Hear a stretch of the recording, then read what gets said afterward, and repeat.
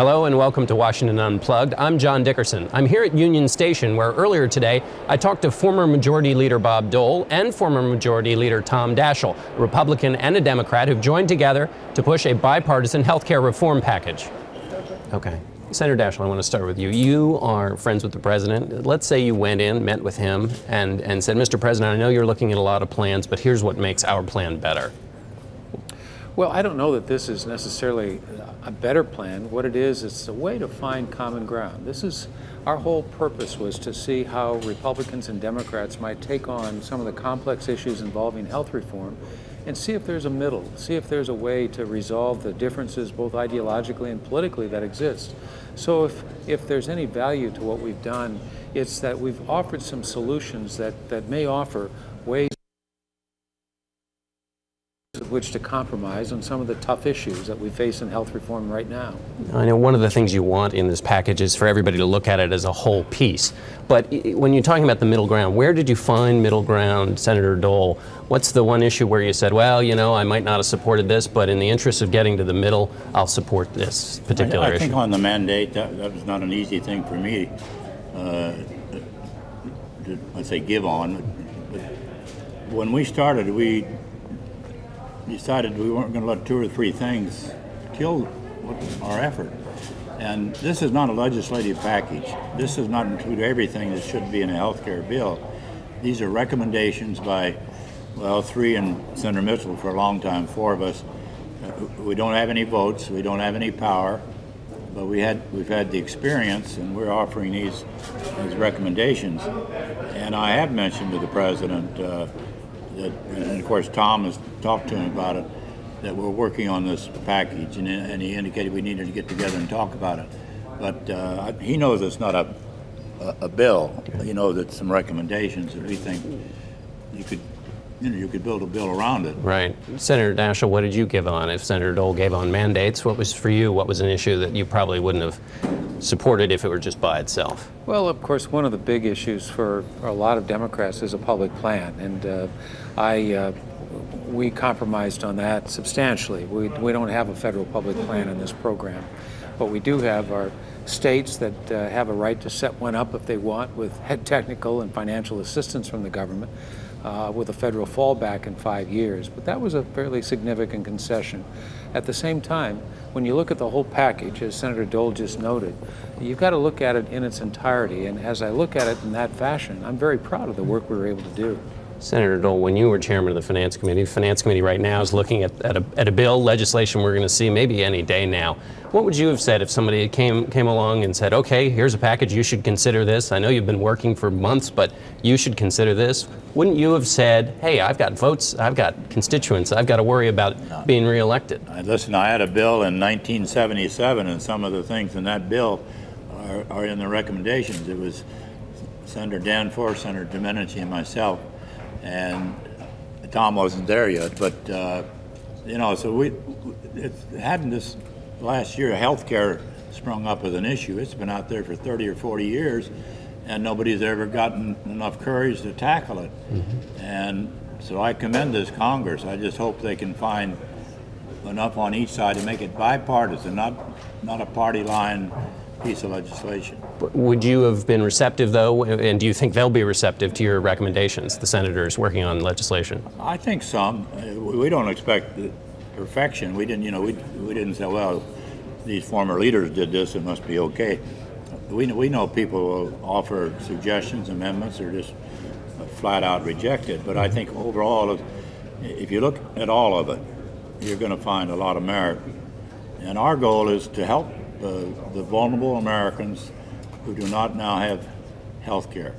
And I said Americans. Yeah. And so I assume we will be asked to go up to a few committees.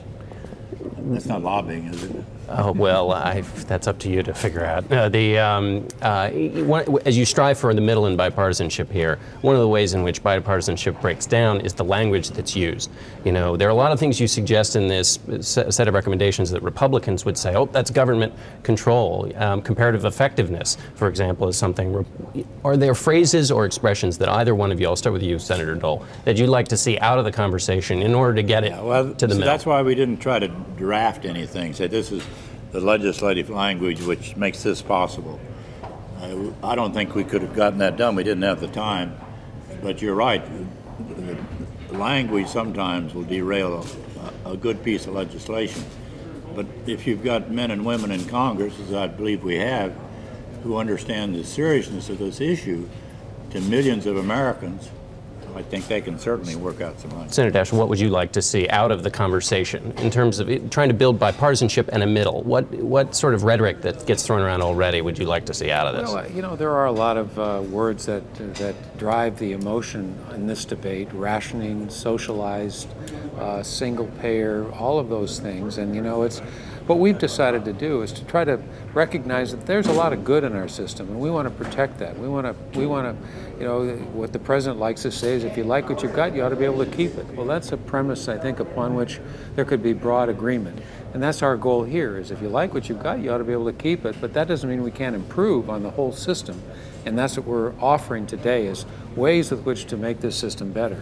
Is it realistic to sell either this group of reforms or the president's plan by telling people, if you like what you've got, nothing's going to change, but we're going to change 1/5 of the economy and nothing's going to change? I mean, help people understand what to expect when we're talking about this kind of a massive change, whether it's your suggestions or something similar to it. Well, I think everybody seems to understand why it's important for us to change the paradigm from illness to wellness. I mean, I think most people like their system, who do like it, in part because they understand it. And we want to continue to make it as understandable for them as possible by building in more transparency, by using comparative effectiveness where it works, the kinds of things that will improve the quality overall. What people tell us is that it costs too much, and that we've got to find ways with which to make sure that they don't get priced out of the market if we do nothing at all. So those are the kinds of changes we think there's strong support among the American people for. And unless people aren't going to sit around and read this bill after dinner, I'm not sure all the members of Congress will read it. It's not, oh, we don't have a bill, but even the recommendation. But the best way to demonstrate that we're serious about it is to do something, and if they see changes in what is available to them, they'll know we had a, you know, it was a success, and that's what we want. Let me ask you one final question to both of you. Almost 50 years of Senate leadership between the two of you. As a nose-counting exercise, how many votes do you need in the Senate for a comprehensive health care package to make it something that is truly bipartisan and that you know is a real bill that's not just a partisan act? How many votes, Senator Dole? Well, I'd like to have 20 Republicans. You know, 3 doesn't count, or 2. Okay. Because we lost 1. And but I think 20. You know, if we get 20. I was going to put it. I was going to give you the same answer in a different way. I was going to say, if we get 70 votes, which would be 20 Republicans and 50 Democrats, I think that you know, we're pretty close to being where we are, and I think that's what it has to be. Is something. You know, something where you've got a substantial number, double-digit number of Republicans and Democrats. Okay. Senator Daschle, thank you very much. Senator Dole, thanks so much for visiting with us. You bet. Thanks for having me. And a heartwarming moment yesterday when James Brady stopped by the White House press room. James Brady was the press secretary for President Ronald Reagan, who was injured in the assassination attempt of President Reagan. Let's take a look. Jim, how you feeling? I'm feeling fine. Do you miss us, Jim? Yes. I miss some of you. Thanks for watching Washington Unplugged. I'm John Dickerson. You can join us every day at 12:30 right here at CBSNews.com.